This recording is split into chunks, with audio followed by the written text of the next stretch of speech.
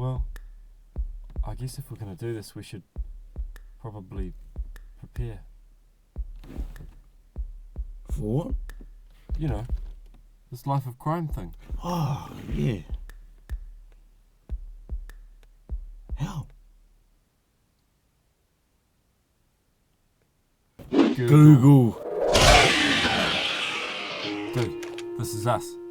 The perfect crime. This dude robs a hot dog stand at 6 a.m. in the morning. What? Who buys a hot dog at 6 a.m?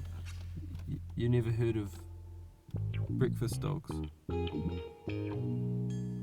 No. I have not. Yeah. Nah, me neither. Anyway, this guy robs a hot dog stand at gunpoint, nabs the cash, tucks his gun in his pants, and gets it. Oh. Oh, but as he's taken off, he trips, and the gun goes off in his pants, and he shoots himself in the... Bro, he shot his junk off? Yeah, dude.